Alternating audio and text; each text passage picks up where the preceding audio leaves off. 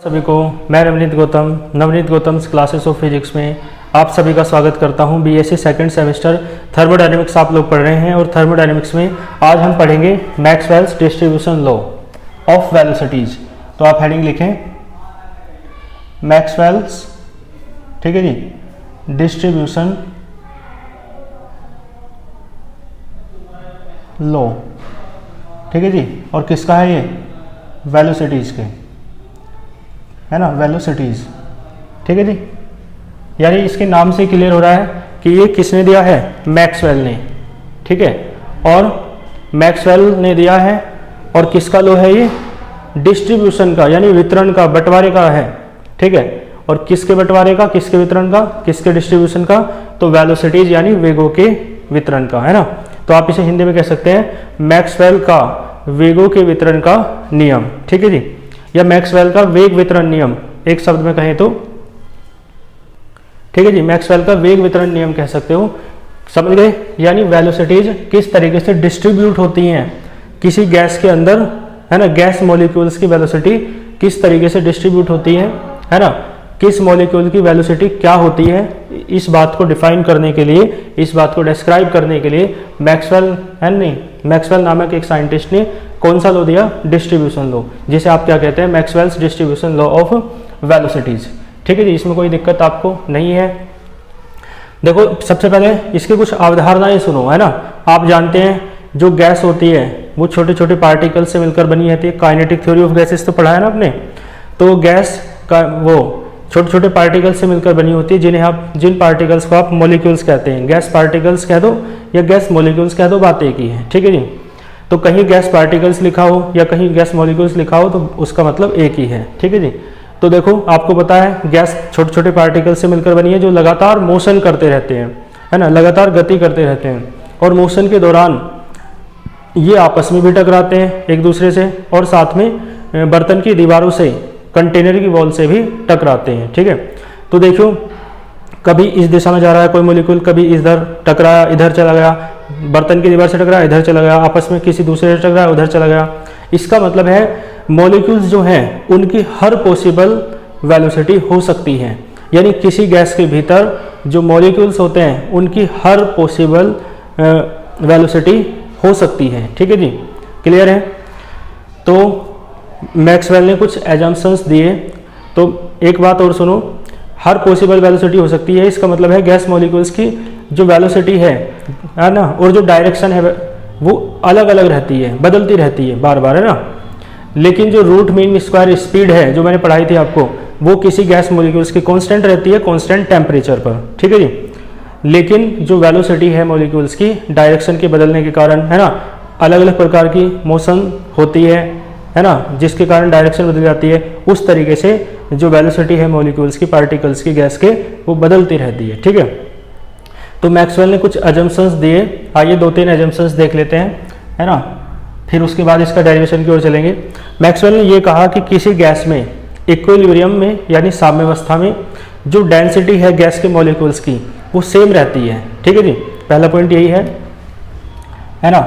Derivation बड़ा है तो मैं थोड़ा समझाऊंगा ही आपको, ज़्यादा लैंग्वेज वाला पोर्शन लिखे हुए तो आपको पीडीएफ नोट्स मिल ही जाएंगे। तो मैं बता देता हूँ आपको, यानी इन इक्विलिब्रियम, है ना, डेंसिटी ऑफ गैस मॉलिक्यूल्स या गैस पार्टिकल्स, जो भी आप कहना चाहें।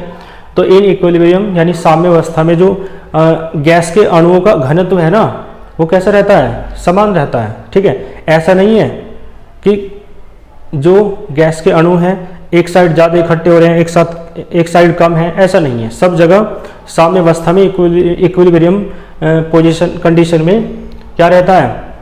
जो गैस के मॉलिक्यूल्स की डेंसिटी है वो गैस में हर जगह कैसी रहती है? सेम रहती है, ठीक है। यही बात उनका एजम्पशन है, यानी अवधारणा है उनकी, है ना। उन्होंने अवधारणा दी चिंतन करके, है ना, कि ऐसा ऐसा हो सकता है। तो डेंसिटी जो गैस मॉलिक्यूल्स की है, यानी आप लिख सकते हैं in equilibrium the density of gas molecules is same in the gas. Gas में जो डेंसिटी है वो कैसी रहती है? सेम रहती है, ठीक है। बात समझ में आई। और देखो, एक विशेष बात उन्होंने ये कही कि जो वेलोसिटी है ना, वेलोसिटीज गैस मॉलिक्यूल्स की, उनकी रेंज 0 से इन्फिनिटी के बीच कुछ भी हो सकती है। इसका मतलब है जो गैस मॉलिक्यूल्स की वेलोसिटी है वो 0 से इन्फिनिटी के बीच सभी वेलोसिटीज पॉसिबल हैं, है ना, क्लियर है। तो यानी the velocities of gas molecules are possible from 0 to infinity, 0 से इन्फिनिटी के बीच कोई भी वेलोसिटी गैस के मॉलिक्यूल की हो सकती है, ठीक है जी। और देखो तीसरा देखो क्या है, आप एक बताओ, गैस के मॉलिक्यूल्स तो बहुत सारे हैं, तो कुछ मॉलिक्यूल्स की तो इस वेलोसिटी जो है बहुत अधिक होगी, कुछ मॉलिक्यूल्स की जो वेलोसिटी है वो बहुत कम होगी, और जो कुछ होंगे उनकी एवरेज होगी, ना ज़्यादा कम ना ज़्यादा अधिक, ठीक है। तो इसका मतलब है जो मॉलिक्यूल्स है ना, कौन से मॉलिक्यूल्स जो रखते हैं हैविंग, है ना, लो वेलोसिटी, कम वेलोसिटी रखते हैं, ठीक है, एंड और जो हाई वेलोसिटी रखते हैं, ठीक है जी, ये क्या होते हैं, आर मतलब आर वेरी लो, मतलब आर मिनिमम कह दो, मिनिमम का मतलब बहुत कम संख्या में रहते हैं, ठीक है जी। यानी ऐसे मॉलिक्यूल्स बहुत कम संख्या में रहते हैं जिनकी वेलोसिटी बहुत कम होती है और या बहुत अधिक होती है। इसका मतलब है अधिक संख्या में कौन रहेंगे, अधिक संख्या में वे रहेंगे जिनकी एवरेज वेलोसिटी होती है ना, न ज़्यादा कम न ज़्यादा अधिक, है ना। तो इसका मतलब है जो मॉलिक्यूल्स लो वेलोसिटी और हाई वेलोसिटी रखते हैं वो बहुत मिनिमम होते हैं, किसके कंपेयर में, एज कंपेयर टू, बोलो, टोटल मॉलिक्यूल्स, या है ना, टोटल नंबर ऑफ मॉलिक्यूल्स, ठीक है जी। इसका मतलब क्या हुआ, समझ गए ना, जो टोटल नंबर है मॉलिक्यूल्स की, यानी जो अणुओं की कुल संख्या है उसकी तुलना में, उसके कंपेयर में जो ऐसे मॉलिक्यूल्स हैं जिनकी वेलोसिटी बहुत कम है और जो ऐसे मॉलिक्यूल्स हैं जिनकी वेलोसिटी बहुत अधिक है, उनकी संख्या बहुत कम होती है, ठीक है, किसकी तुलना में, गैस के सभी अणुओं की संख्या की तुलना में, है ना, टोटल नंबर ऑफ मॉलिक्यूल्स की कंपैरिजन में। कोई दिक्कत तो नहीं है। तो इस तरीके से, है ना, 3-4 आप ये दे देंगे एजम्पशंस तो बहुत है, क्योंकि डेरिवेशन बड़ा है, ठीक है जी। तो मैंने सारे एजम्पशंस आपको बता दिए हैं, है ना। एक इसका स्क्रीनशॉट लो, इसका डेरिवेशन करेंगे अब, ठीक है जी। तो इसका स्क्रीनशॉट ले लिया होगा आपने। अब देखो इसका डेरिवेशन की ओर चलते हैं। आप मान के चलो, है ना, किसी गैस के बारे में विचार करो, कोई एक गैस है ना, जिसमें नंबर ऑफ मॉलिक्यूल्स कितने हैं, कैपिटल N। तो मान के चलो कोई एक गैस है जिसमें नंबर ऑफ मॉलिक्यूल्स कितने हैं, कैपिटल N। यानी आप लिख सकते हैं let us think about any gas in which number of molecules is capital N, ठीक है। Number of molecules capital N है, और ध्यान दो जो वेलोसिटी है उसकी along X axis, gas molecules की जो वेलोसिटी है मान लो Vx है, ठीक है। वेलोसिटी जो गैस मॉलिक्यूल्स की है अलोंग y एक्सिस वो मान लो कितनी है, Vy है, और जो वेलोसिटी अलोंग z एक्सिस है वो आप मान सकते हो Vz, ठीक है जी। तो आप मुझे बताओ, एक फॉर्मूला जानते हो, v स्क्वायर बराबर, पढ़ा है ना, Vx square plus Vy square और प्लस Vz स्क्वायर, ठीक है। ये आपने पढ़ा होगा जब मैंने पहला डेरिवेशन कराया था इस यूनिट का, काइनेटिक थ्योरी ऑफ गैसेस वाले यूनिट में ही प्रेशर वाला डेरिवेशन जब मैंने पढ़ाया था, ठीक है। तो Vx Vy Vz तो आप समझ गए, वेलोसिटी के कंपोनेंट्स हैं along X axis, along Y axis और अलोंग जेड एक्सिस, ठीक है। तो इतना हो जाएगा, ठीक है जी। अब इसमें 3 फंक्शन मानेंगे, देखो F we x into D we x, ठीक है। ये फंक्शन है, लिख देना बी द फंक्शन। ये फंक्शन किसका है, ठीक है। पीडीएफ नोट्स तो आपको मिलेंगे ही, लेकिन वीडियो को आप अच्छे से करना चाहते हैं, इस डेरिवेशन को तैयार करना चाहते हैं, तो साथ साथ नोट करते चलो, ठीक है। कभी स्क्रीनशॉट के चक्करों में लगे रहो, मैं सारी चीज़ें नहीं लिखूंगा क्योंकि डेरिवेशन बहुत बड़ा है, ठीक है। देखो F we x D X, वो F we x D we X क्या है, बी ए फंक्शन है ना, क्या है ये, बी ए फंक्शन, एक फंक्शन है, ठीक है। किसका फंक्शन है भैया, वेलोसिटी का, है ना, be a function of velocity. और वेलोसिटी कौन सी है, वेलोसिटी वो है जो अलोंग एक्स एक्सिस है, ठीक है। इसी प्रकार आप लिख देना F we Y D we Y, है ना, be the function of velocity along Y axis, लिख दोगे। इसी प्रकार आप लिख देना F V Z D we Z, लिख दोगे be the function of velocity along Z axis. ठीक है जी, क्लियर है। अब देखो एक बात सुनो, एक डायग्राम समझो, एक्स एक्सिस, ये वाई एक्सिस और ये आपका, ठीक है जी, कौन सा एक्सिस, जेड एक्सिस। आपको पता है एक्स एक्सिस के along velocity V X, Y axis के अलोंग वेलोसिटी वी वाई और जेड एक्सिस के अलोंग वेलोसिटी वी जेड। ठीक है, अब एक आप स्मॉल वॉल्यूम एलिमेंट मान लेंगे, स्मॉल वॉल्यूम एलिमेंट बना लो, है ना, क्यूब के शेप का बना लो। ठीक है जी, इस तरीके से, अंदर का तो दिखेगा नहीं, सामने से दिखता नहीं है ना अंदर का। ठीक है, बात समझ आ रही है। तो ये क्या है ना, स्मॉल वॉल्यूम एलिमेंट है ना, वॉल्यूम एलिमेंट, यानी गैस का वॉल्यूम पूरा मान लो V है, तो गैस का एक छोटा सा वॉल्यूम एलिमेंट मान लिया, है ना। ठीक है, तो देखियो, मान लो इस एक्सिस के अलोंग वेलोसिटी Vx है, तो इसके लिए ये कंपोनेंट कितना हो जाएगा dVx, है ना, along X axis. Along Y axis कितना हो जाएगा dVy, और अलोंग ये वाला जेड एक्सिस कितना हो जाएगा dVz। ठीक है जी, बात समझ में आ रही है। तो जो वॉल्यूम एलिमेंट है, वॉल्यूम एलिमेंट, ठीक है जी, और किस में, इन वेलोसिटी स्पेस, यानी वेलोसिटी की टर्म में, है ना। तो आपको पता है क्या क्या होता है भाई, x का कंपोनेंट, y का कंपोनेंट और z का कंपोनेंट की मल्टीप्लाई कर दे तो वॉल्यूम बन जाता है। तो कितना है, इज dVx इंटू dVy और इंटू dVz। ठीक है जी, जो वॉल्यूम एलिमेंट है ना, वॉल्यूम एलिमेंट ऑफ गैस, ठीक है जी, इन वेलोसिटी स्पेस, वो आपने क्या मान लिया, dVx, dVy और dVz। कोई दिक्कत तो नहीं है, डायग्राम भी मैंने आपको समझा दिया है। आप मान के चलो इस वॉल्यूम एलिमेंट में कितने मॉलिक्यूल्स हैं, नंबर ऑफ मॉलिक्यूल्स कितने हैं, dn। ठीक है, तो देन नंबर ऑफ मॉलिक्यूल्स, है ना, इन वॉल्यूम एलिमेंट, मान लो कितने हैं, dn। ठीक है जी, तो ध्यान दो, dn मॉलिक्यूल्स है ना, और टोटल मॉलिक्यूल्स कितने हैं, n है टोटल मॉलिक्यूल्स। उस n का जो कुछ पार्ट है वो तो अलोंग x एक्सिस होंगे कुछ मॉलिक्यूल्स, कुछ अलोंग y एक्सिस होंगे और कुछ अलोंग z एक्सिस होंगे। ठीक है, तो n जो मॉलिक्यूल्स हैं, कुछ तो अलोंग वो x एक्सिस है, तो ये वाला फंक्शन लिखेंगे f vx dvx। ठीक है जी, क्लियर है। n का कुछ कहाँ है, अलोंग x एक्सिस, कुछ मॉलिक्यूल्स कहाँ हैं, अलोंग y एक्सिस। ठीक है जी, और कुछ है along z axis, f vz into dvz। कोई दिक्कत तो नहीं है।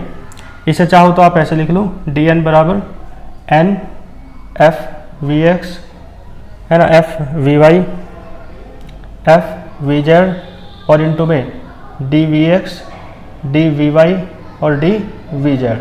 कोई दिक्कत तो नहीं है। ठीक है जी, ये dn है, यानी कि नंबर ऑफ मॉलिक्यूल्स, है ना, इन इस, ये क्या है, ये वॉल्यूम एलिमेंट जो है, इसमें नंबर ऑफ मॉलिक्यूल्स है, यानी कि अणुओं की संख्या।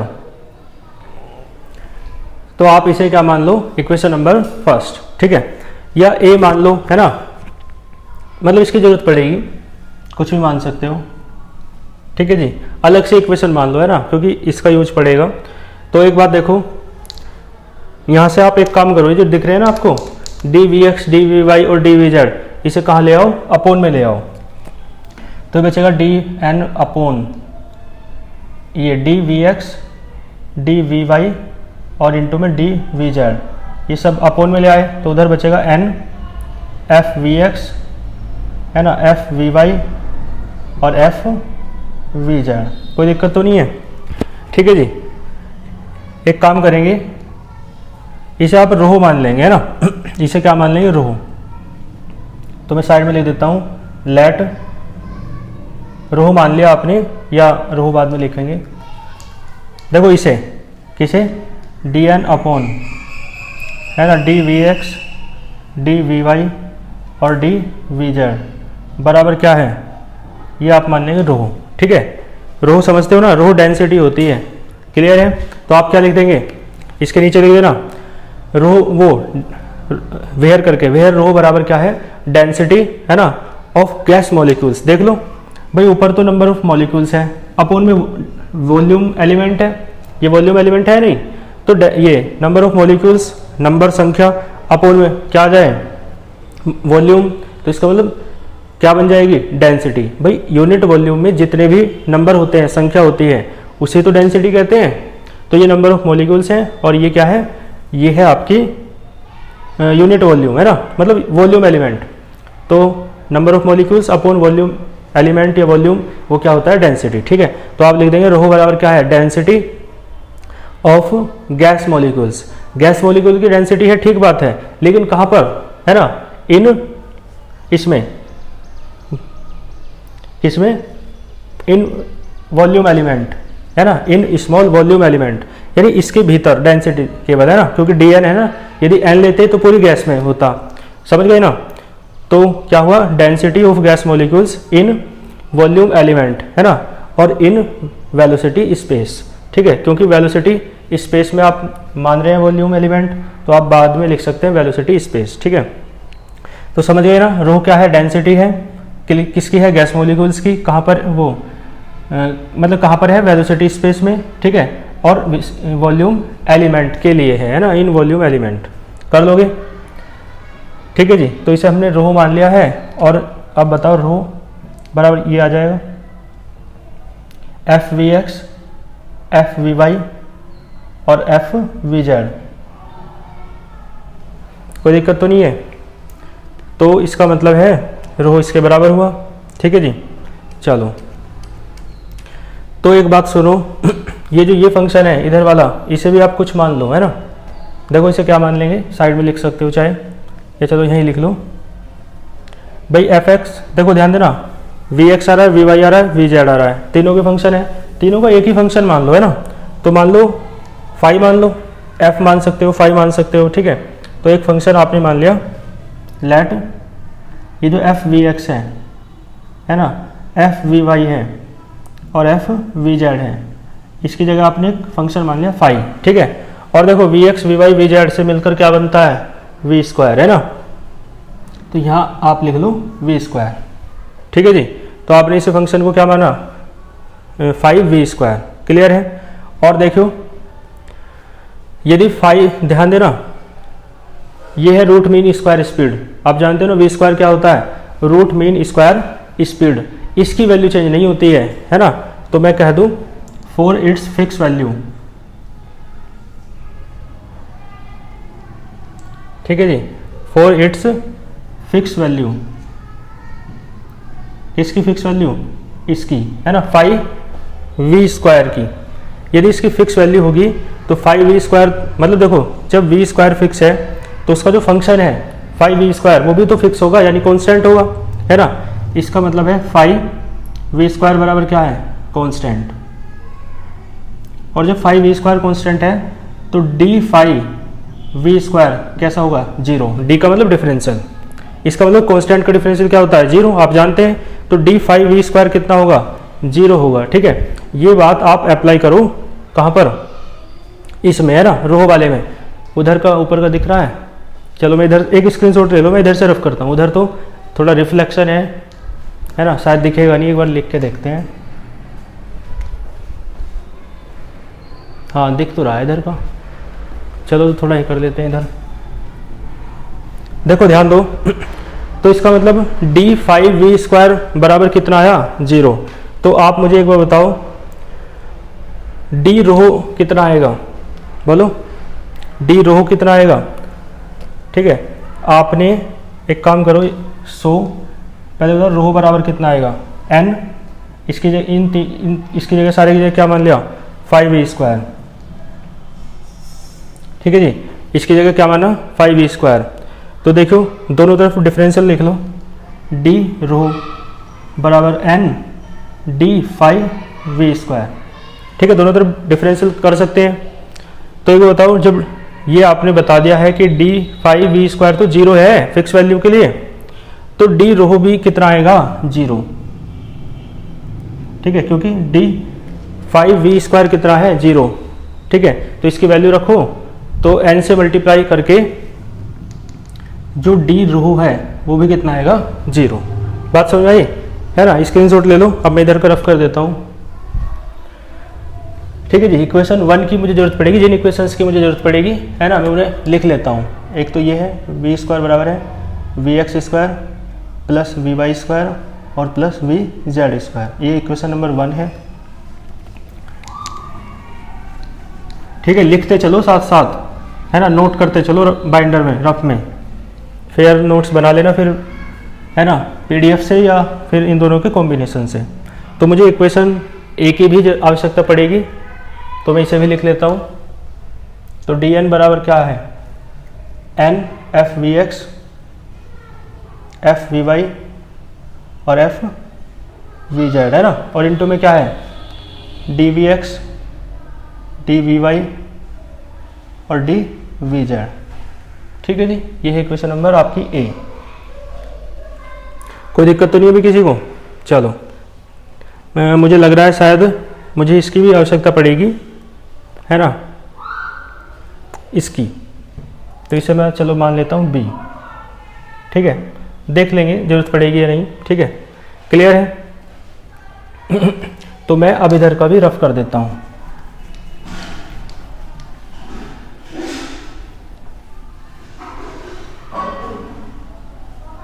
ठीक है जी। तो डी रोहू कितना है आपका 0, और रोहू की वैल्यू तो आपके पास है ना, ये ना रही रोहू की वैल्यू है ना, कितनी है ये वाली है ना। तो आप देखो इसके बाद, देखो इसके बाद यहाँ डी रोहू बराबर 0 था, तो डी रोहू की वैल्यू रख दो, रोहू की वैल्यू रख दी B से है ना, कितना है n f(vx), f(vy) into f(vz) बराबर किसके हैं 0 के। क्लियर है? तो ये 0 के बराबर रखते हैं आपने। अब मैं इसे रफ कर देता हूँ, मुझे इसकी कोई ज़रूरत नहीं पड़ेगी,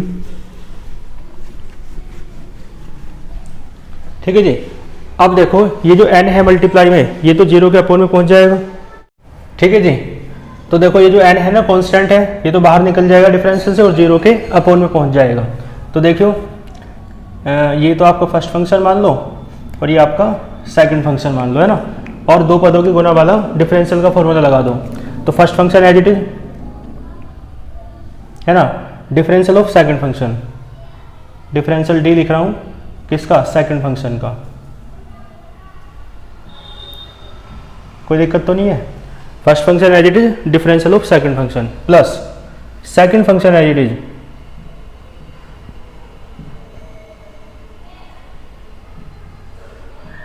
ठीक है जी, second function as it is differential of first function, यानी डिफरेंशियल किसका, फर्स्ट फंक्शन का, यानी f(vx) का, ठीक है जी। और ये बराबर किसके हैं 0 के, n 0 के अपोन में चला गया, ठीक है जी। देखो f(vx) एज इट इज रहेगा, इंटू यहाँ भी दो पदों की गुना का लग जाएगा क्योंकि ये फर्स्ट फंक्शन है और ये सेकंड फंक्शन है। तो देखो first function as it is, ठीक है जी, first function as it is differential of second function. जब इसका डिफरेंशियल करोगे, ठीक है जी, किसका कर रहे हो, f(vz) का, तो f'(vz) कर लो। पता है आपको, एक बार जब डिफरेंशियल करते हैं तो डैश आता है और दो बार जब डिफरेंशियल करते हैं तो डबल डैश आता है ना, ये बात तो आपको पता होगी। तो first function as it is differential of second function. अब देखो f(vz) का कराया आपने, अब vz का भी तो करो, तो vz का करोगे तो dvz, समझ गए ना। तो first function as it is differential of second function, second function का डिफरेंशियल करते हुए पहले फंक्शन का किया और फिर जो अंदर था उसका किया, करते हैं ना ऐसे, प्लस अब second function as it is differential of first function. तो फर्स्ट का करोगे तो f'(vy) हो जाएगा और फिर vy का करोगे तो dvy आएगा। कोई दिक्कत तो नहीं है? ठीक है, इसके दो पदों की गुना का फॉर्मूला लगा के कर लिया। अब यहाँ तो ये तो ऐसी है, तो ये है f(vy), f(vz) और इसका करोगे तो f'(vx) हो जाएगा और फिर vx का करोगे तो dvx हो जाएगा और बराबर किसके हैं 0 के, कोई दिक्कत तो नहीं है। ठीक है, मल्टीप्लाई कर लो तो देखो एफ वी एक्स है ना, एफ वी वाई और एफ डैश है ना वी जेड, और इनटू में क्या है डी वी जेड, कोई दिक्कत तो नहीं। ठीक है जी, और यहाँ देखो प्लस, यहाँ देखो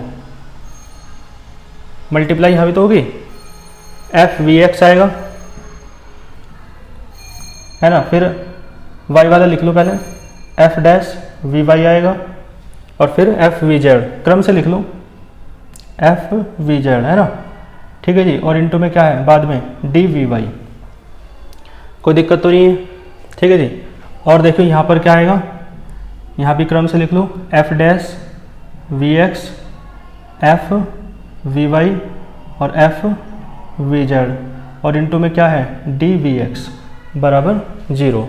ठीक है, कोई दिक्कत नहीं है। आप डिवाइड कर दो किससे, उससे डिवाइड कर दो, क्या बोलते हैं उसे, हाँ देखो लिखो डिवाइडिंग बाई, इससे डिवाइड करेंगे एफ वी एक्स से, एफ मतलब F we x, F we Y और एफ वी जेड इनटू में, और एफ वी जेड से भाग करने पर है ना, ऑन बोथ साइड्स। ठीक है जी, यानी दोनों तरफ किससे भाग कर दिया, F we x, F we Y और एफ वी जेड से। ठीक है जी, तो देखो डिवाइड करोगे तो डायरेक्ट कर दूं, इसे इसके बटे में रखोगे तो क्या आएगा, देखो एफ वी एक्स तो कट जाएगा, एफ वी वाई भी कट जाएगा, सिर्फ ये बचेगा अपॉन में, ये बचेगा है ना, तो ये बचेगा F dash V Z upon F V Z, और इनटू में क्या है डी वी जेड, कोई दिक्कत तो नहीं, प्लस ये सारा इस सारे के बटे में ये रखो तो एफ वी एक्स कट जाएगा, एफ वी जेड कट जाएगा, तो क्या बचेगा F dash we Y upon F we Y है ना, और इनटू में बचेगा डी वी वाई, ये वाला है ना, प्लस बोलो क्या बचेगा भाई, एफ वी एक्स तो कटेगा नहीं, वाई वाले कट जाएंगे, तो F dash we x upon F we x. ठीक है जी, और इनटू में डी वी एक्स बराबर क्या आ गया 0। ठीक है जी, कोई दिक्कत तो नहीं है। तो ये कौन सी इक्वेशन है आपकी, इक्वेशन नंबर 2। ठीक है जी, तो ये इक्वेशन 2 हो गई।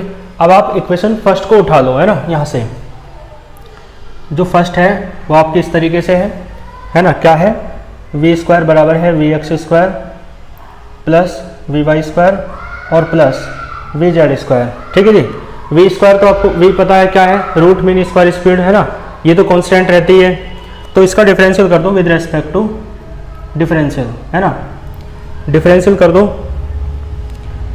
तो डिफरेंशियल करोगे, डिफरेंशियल सिंपल वाला ही कर लो है ना, किसी के रेस्पेक्ट में नहीं कर रहे, तो चलो है ना डायरेक्ट ऐसे लिख लेते हैं, डी लिखते हैं बस दोनों तरफ है ना, तो ये हो जाएगा, डायरेक्ट कर दूँ डी वी स्क्वायर का क्या हो जाएगा भाई, वी स्क्वायर का 2v हो जाएगा, और जब v का करोगे तो 0 हो जाएगा, समझिए ना, वी स्क्वायर का 2v और v का करोगे तो 0, क्योंकि v कांस्टेंट है। ऐसे यहाँ देखो 2vx है ना, और जब vx का करोगे तो 0 नहीं होगा, क्योंकि ये बदलती रहती है, क्योंकि x एक्सिस क्या लोगे है ना, फिर डायरेक्शन चेंज होगी, तो ये यहाँ क्या हो जाएगा डी वी एक्स, मतलब पहले वी एक्स स्क्वायर का करा और फिर वी एक्स का करा। ऐसे यहाँ बताओ 2vy into D we Y plus 2vz into D we Z, ये 0 हो गया, 2 कॉमन लेके काट दो तो क्या बचेगा we x D we x plus we Y D we Y plus we Z D V Z बराबर 0। ठीक है, कोई दिक्कत नहीं है। इक्वेशन नंबर कौन सी है ये, 3rd। ठीक है, अब एक काम करेंगे, देखो इक्वेशन 2 में, बल्कि सेकंड को पहले थोड़ा सही से लिख लो, जैसे x का कंपोनेंट पहले फिर y का फिर z का, ऐसे यहाँ पहले x का फिर y का फिर z का लिखो, तो सेकंड को दोबारा उठा लो है ना, पहले उसमें x के कंपोनेंट को लिखो फिर y के और फिर z के, तो सेकंड इंप्लाइज दोबारा कर दो है ना, या आप यहीं ठीक कर सकते हो है ना, मतलब एक लाइन यहीं बढ़ा दो, यदि रफ में कर रहा है तो फिर में कर सकते हो, नहीं तो दोबारा उठा लो कोई दिक्कत नहीं। पहले x वाला लिख लो, F dash we x upon F we X है ना, इनटू में है डी वी एक्स। फिर वाई वाले को लिखो F dash we Y upon F we Y और इनटू में है डी वी वाई, ठीक है जी। फिर जेड वाले को लिखो F dash V Z upon F V Z और इनटू में डी वी जेड, ठीक है जी। और ये बराबर किसके है, 0 के। इसे मान लो आप इक्वेशन नंबर 4, ठीक है जी। बात समझ में आ रही है? चलो, है ना, यहाँ तक का एक स्क्रीनशॉट ले लो या नोट करते चल रहे हैं तो बहुत ही अच्छी बात है। अब देखो मेरी बात सुनो ध्यान से। अब क्या करेंगे, इक्वेशन 4 है ना, इक्वेशन 4 को ऐड करेंगे इक्वेशन 3 में और इक्वेशन 3 में मल्टीप्लाई कर लो अल्फा की। 3 ये है ना, ठीक है जी। तो देखो अल्फा की, अल्फा क्या है लिख देना, where alpha is a arbitrary function, है ना, यानी अपनी आर्बिट्रेरी मतलब अपनी इच्छा से लिया हुआ फंक्शन है, ठीक है जी। तो आर्बिट्रेरी फंक्शन है, तो देखो ध्यान दो, 3 में गुना कर रहे हैं अल्फा की और किस में जोड़ रहे हैं, 4 में। तो देखियो भाई एक्स एक्स वाले एक साथ जोड़ दो, वाई वाई वाले एक साथ, जेड जेड वाले एक साथ, ठीक है जी। और इसमें अल्फा की गुना भी कर रहे हो तो इन दोनों में से देखो डी वी एक्स तो कॉमन ले लो, ये प्लस अल्फा वी एक्स, है ना, और बाहर क्या ले लो कॉमन, डी वी एक्स, समझ रहे हो ना। तो देखो क्या आएगा, F dash we x upon F we x, ठीक है जी। ये लिख लिया और इसके साथ अल्फा की मल्टीप्लाई हो गई इसमें, तो होगा वी एक्स अल्फा, और ये जो दोनों का डी वी एक्स था ना ये बाहर ले लिया, ठीक है। दोनों का डी वी एक्स कहाँ ले लिया, बाहर। इसी प्रकार यहाँ पे करवाओ, plus F dash we Y upon F we Y और इनटू में वो प्लस में क्या है, वी वाई अल्फा आएगा और बाहर क्या आएगा, डी वी वाई, ठीक है जी। उधर का दिख रहा है आप लोगों को, चलो दिख तो रहा है। एक और जो है बचा हुआ इधर लिख लो यहाँ पे, एफ डैश है ना V Z upon F V Z और बोलो क्या आएगा, है ना, इसमें अल्फा की मल्टीप्लाई हो जाएगी तो वी जेड अल्फा और बाहर इनका सारे का डी वी जेड और ये बराबर किसके आया, 0 के। ये 0 है ना, इसे आप ऐसे लिख दो 0 वी डी एक्स वो D we x plus 0 D we Y और प्लस 0 डी वी जेड। समझ में आया क्यों? क्योंकि अब आप क्या करेंगे, दोनों तरफ D we x D we Y और डी वी जेड के गुणांकों की क्या कर देंगे, तुलना। आपको इधर का दिख नहीं रहा, यहाँ लिख देता हूँ, ठीक है जी। तो आप लिख देंगे on comparing the coefficients of d we x comma d we y and d we z on both sides, ठीक है। दोनों तरफ D we x D we Y और डी वी जेड के गुणांकों की तुलना करने पर। तो देखो ये डी वी एक्स की गुना में ये है, इधर इधर 0 है, तो ये 0 के बराबर, ये सारा ब्रैकेट वाला 0 के बराबर, ये सारा ब्रैकेट वाला 0 के बराबर, ठीक है। तो क्या आएगा, F dash we x upon F we x plus v x alpha बराबर किसके आया, 0 के। इसी प्रकार बताओ, f dash we Y upon F we Y plus we y alpha बराबर किसके आया, 0 के, है ना। और एक और बचा, F dash V Z upon F V Z plus V Z into alpha बराबर किसके, 0 के, ठीक है जी। इन्हें भी मान लो कोई सी इक्वेशन, है ना, मान लो ये 5 है, ये 6 है और ये कौन सी है, 7, ठीक है जी। कोई दिक्कत तो नहीं है, यहाँ तक आपको कोई भी दिक्कत नहीं होनी चाहिए। एक स्क्रीनशॉट ले लो। अब मैं इधर का रफ कर देता हूँ, ठीक है जी। तो यहाँ से रफ कर देता हूँ,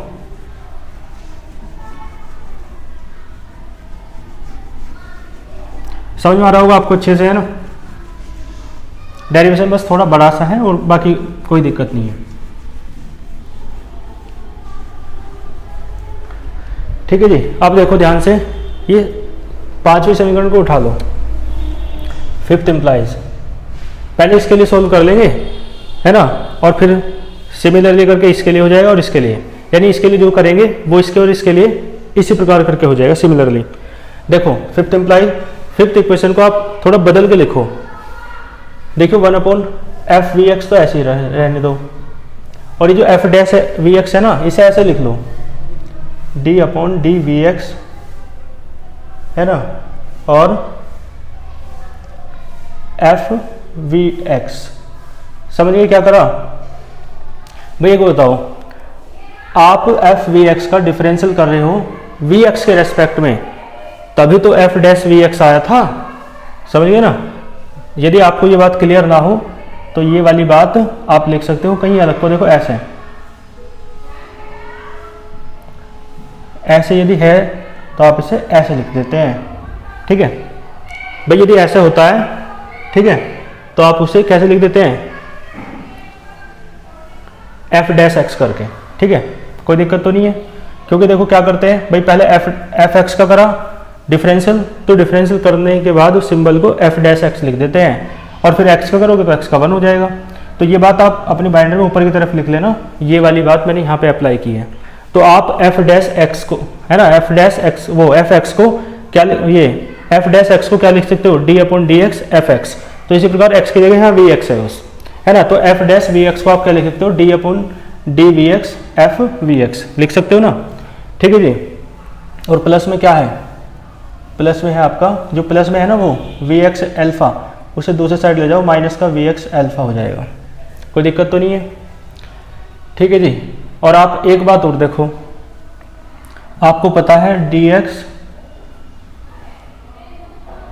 ये log x, ठीक है, या बल्कि log एफ एक्स का देखो पहले, log x का तो डिफरेंशियल आपको पता है 1/x होता है, लेकिन मैं यदि कहूँ इसका बताओ डिफरेंशियल कितना होगा, तो इसका क्या करोगे, आपको पता है भाई log का है डिफरेंशियल, तो 1/fx हो जाएगा, ठीक है। तो इसका मतलब log का तो कर दिया आपने, है ना, log fx का तो कर दिया, अब आप fx का भी तो करोगे, और जब आप fx का करोगे तो आपको मिलेगा f डैश x, समझ गए ना। क्योंकि डिफरेंशियल करने के बाद जो सिंबल है उसे डैश से डिनोट करते हैं। भाई देखो एक बार डिफरेंशियल मतलब पहले तो करोगे log fx का, log का करा तो 1/fx आएगा, और फिर fx का भी तो करोगे तो क्या आएगा, f डैश x, ठीक है, समझ गए। इसका मतलब है 1 या f डैश x को मैं थोड़ा वैसे ले देता हूँ सही से, है ना। देखो ध्यान दो, पहले log का करा तो क्या आया 1/fx, भाई log fx का करोगे तो क्या आएगा 1/fx, और फिर आप किसका कर रहे हो, फिर आप कर रहे हो fx का, ठीक है। अब तो कोई दिक्कत नहीं है, अब मैंने और भी अच्छे से समझाने का प्रयास किया, समझ गए ना। पहले log का करते हैं तो 1/fx हुआ log fx का, और फिर fx का करते हैं तो अब x के रेस्पेक्ट में किस कर रहे हैं, fx का। तो ये वाली बात भी आप लिख लेना अपने अलग बाइंडर में, अलग को ऊपर को, नहीं तो ये बात तो कॉमन है ना, मुझे मेरे सामने नहीं है ना, तो मुझे समझ नहीं आता कि आपको कितना समझ में आ रहा है नहीं, इसलिए मैं अपना पूर्ण प्रयास करने का, है ना, मतलब पूर्ण प्रयास करता हूँ, है ना, ऐसा कहना चाहिए। तो यही बात आप अप्लाई करेंगे यहाँ पर, समझ गए। हालांकि ये तो बहुत सिंपल बात है डिफरेंशियल की, लेकिन है ना आप सामने नहीं है तो मुझे पता नहीं रहता कि आपको समझ में आएगा या नहीं, इसलिए मैं एफर्ट लगाता हूँ पूरा, ठीक है जी। अब आप देखो, देखो ये वाला इसे मैं मिटा दूँ, देखो ऐसा ही तो है, बस ये और ये सेम तो है, बस यहाँ x है यहाँ वी एक्स है।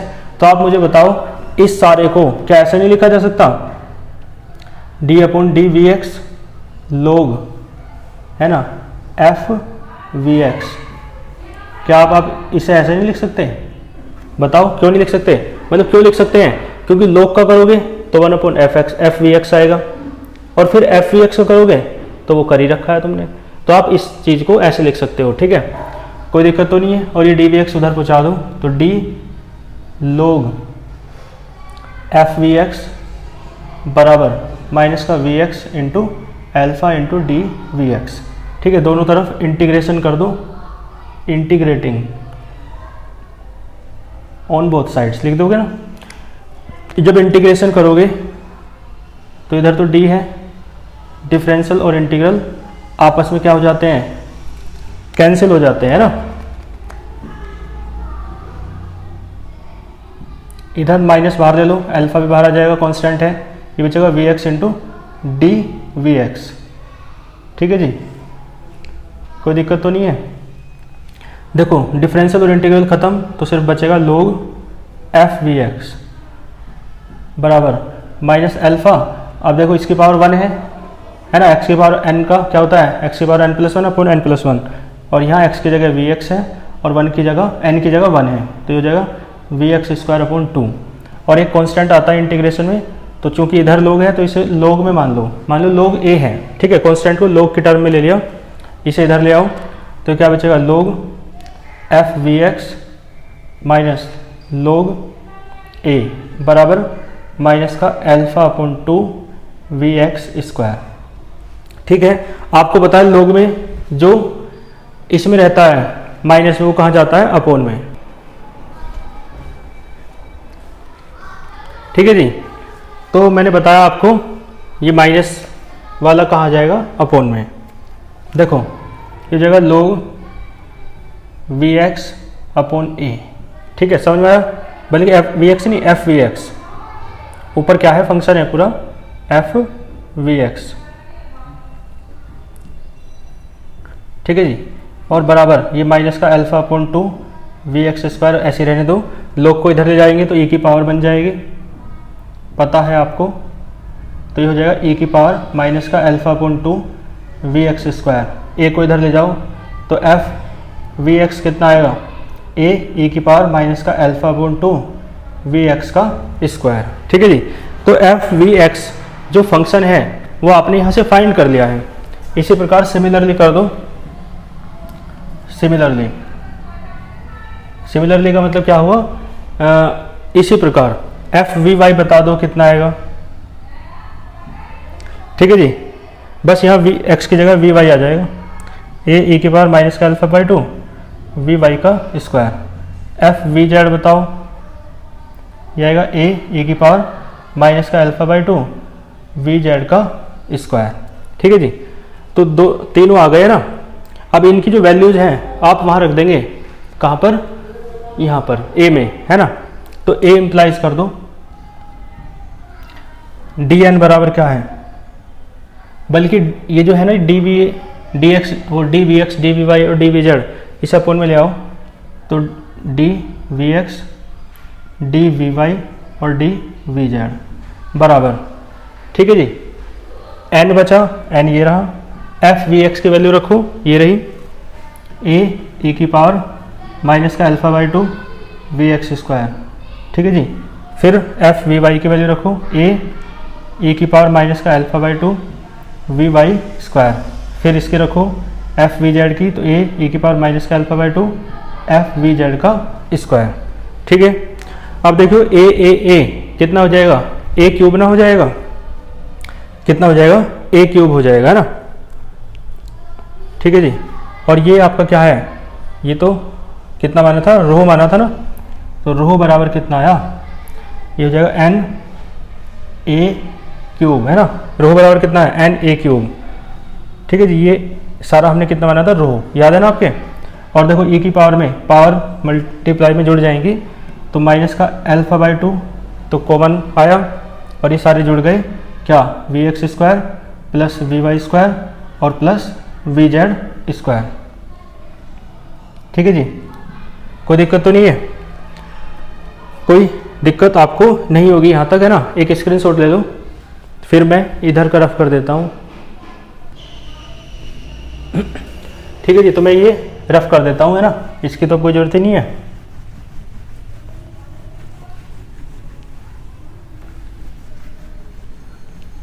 देखो ध्यान दो, ठीक है जी, क्या करेंगे अब हम इसके बाद, यहाँ है ना, देखो रो बराबर क्या आएगा, एन ए क्यूब और ई की पावर माइनस का अल्फा बाई 2 को बी मान लो। ठीक है, और ये v x square v Y square plus V Z square, ये तो कितना हो जाएगा, समीकरण 1 से बी स्क्वायर। ठीक है जी, तो आपने लिखेंगे फ्रॉम फर्स्ट, एक तो इक्वेशन फर्स्ट से वी वैल्यू रख दी वी स्क्वायर, और आपने अल्फा अपॉन 2 को क्या मान लिया, बी। ठीक है जी, चलो तो इतना आया, कोई दिक्कत नहीं होगी। अब आप वैल्यू रख देंगे, ये जो कॉन्स्टेंट्स हैं, एक तो कैपिटल ए और स्मॉल बी। कैपिटल ए जो होता है under root b upon pi होता है, ये आपको याद रखना है, और जो ये है स्मॉल बी वो होता है एम अपॉन 2 के टी, कितना होता है, m/2kT। ठीक है, तो इन दोनों की वैल्यू यहाँ पे रखेंगे। सो बल्कि पहले एक ही रख लो, तो रो बराबर क्या आएगा NA, भाई एक ही है, b की पावर वो b/पाई की पावर 1/2, अंडर रूट का मतलब ये तो होता है, और पावर वहाँ 3 पहले से ही है ना। या चलो ऐसे कर लो, इसकी पावर कितनी है 3, और ए की पावर माइनस का b/v²। b की वैल्यू है, अभी रखेंगे दोनों के एक साथ, तो रो बराबर देखो n 1/2 पावर है अंडर रूट का मतलब, और 3 पावर पहले ये, तो b/पाई की पावर कितनी है 3/2, और b की वैल्यू है m/2kT, और पाई तो अपॉन में ही, और इसकी पावर कितनी हो जाएगी 3/2। ए की पावर माइनस का b की वैल्यू रखो m/2kT और इंटू v²। ठीक है जी, कोई दिक्कत तो नहीं है। ये रो की वैल्यू आ गई, और ये जो रो की वैल्यू आई है इसे आप पुट कर देंगे इक्वेशन नंबर ए में, क्योंकि तो आपको dn निकालना है। ए फर्स्ट इम्प्लाइज वो ए इम्प्लाइज है ना, या एक काम कर लो ए में रखें, ए में तो बल्कि है नहीं रो, एक इक्वेशन बी थी आपके याद हो, है ना। तो बी इक्वेशन क्या थी, बी इक्वेशन ये कहती है कि जो इतना है ना, ये इतना, ये सारा किसके बराबर था, रो के बराबर है ना। किसके बराबर था, रो के। तो आप ए इम्प्लाइज ही कर रहे हैं, लेकिन इसे थोड़ा ऐसे लिख दो, ए इम्प्लाइज करोगे तो dn बराबर क्या आएगा, ये सारा और इंटू ये, लेकिन ये सारा कितना है, किसके बराबर है, रो के बराबर, और यहाँ dvx dvy और यहाँ dvz। कोई दिक्कत तो नहीं है। साइड में आप लिख दो फ्रॉम इक्वेशन बी। ठीक है जी, किसकी हेल्प ली, फ्रॉम इक्वेशन बी। इक्वेशन जो बी थी वो आपकी यही तो थी, ठीक है। कौन सी वाली थी भाई, इक्वेशन बी थी रो बराबर n, देखो आप एक बताओ, dn/dvx dvy dvz आपने रो माना था, तो जब ये सारा रो है तो ये भी तो सारा रो है, तो इक्वेशन बी कहती थी n रो बराबर है n fvx fvy into fvz। ये सारा किसके बराबर है, रो के बराबर है। तो रो हमने इस सारे की जगह इक्वेशन ए में रो रख लिया है, और इस सारे की जगह रो क्यों रखा, कहाँ से रखा, तो फ्रॉम इक्वेशन बी। ठीक है, उठाया तो ए को ही है, लेकिन ए में आपने इस सारे की जगह क्या रख लिया, रो। ठीक है, और रो की वैल्यू आपके पास है ये रही। ठीक है जी, तो बताओ मुझे रो की वैल्यू रख लो यहाँ, dn बराबर रो की वैल्यू है ये n m/2π/kt लिख लो इसे, और ये 3/2 पावर हो जाएगी, e की पावर है माइनस का m/2kt और इंटू v²। ठीक है जी, बस यही है आपका मैक्सवेल का डिस्ट्रीब्यूशन लॉ ऑफ वेलोसिटीज।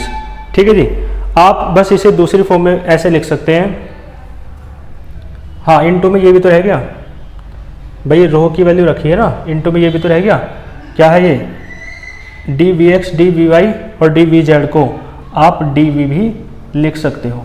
ठीक है जी, कोई दिक्कत तो नहीं है, क्योंकि तीनों से मिलकर dv बनता है। और आप इसे इस तरीके से लिख सकते हो भाई, ये तो v की फॉर्म v की टर्म में है आपका, vx vy vz की टर्म में कर रखना चाहो या प्रूफ करा ले आपसे, तो क्या कर देंगे, dn बराबर n m/2kt की होल पावर 3/2 है, e की पावर माइनस का m/2kt है, और v² की जगह आप रख सकते हो vx² प्लस vy² और प्लस vz²। ठीक है जी, कर लोगे। और इंटू में आप लिख सकते हो, इंटू में dvx dvy और इंटू dvz। ठीक है जी, तो ये भी आपका लिख लेना, ये भी आपका क्या है, एक एक्सप्रेशन है जो vx vy vz की टर्म में है। ठीक, और ये भी आपका एक्सप्रेशन है जो केवल v की टर्म में है। ठीक है, तो काफ़ी बड़ा डेरिवेशन था, है ना, फाइनली हमने इसे कंप्लीट कर लिया है। ठीक है, तो ये था आपका Maxwell's distribution law of velocities. ठीक है, इसे आप बहुत अच्छे से तैयार कर लीजिएगा, और PDF नोट्स भी आपको मिलते हैं टेलीग्राम चैनल पर। यदि आपने ज्वाइन नहीं किया है तो आप वीडियो के डिस्क्रिप्शन बॉक्स में जाकर टेलीग्राम चैनल को ज्वाइन कर सकते हैं। ठीक है, बाकी आप जानते हैं, मैं आपको बता चुका हूं कि सेमीकंडक्टर डिवाइसेस जो बुक है आपकी वो आपकी पेड बैच में चल रही है। यदि आप पेड बैच ज्वाइन करना चाहते हैं तो वीडियो के डिस्क्रिप्शन बॉक्स में एक नंबर दिया हुआ है, आप उस पर है ना व्हाट्सएप पर कांटेक्ट कर सकते हैं। ठीक है, मिलते हैं नेक्स्ट लेक्चर में। अच्छे से पढ़ते रहिए। All the very best.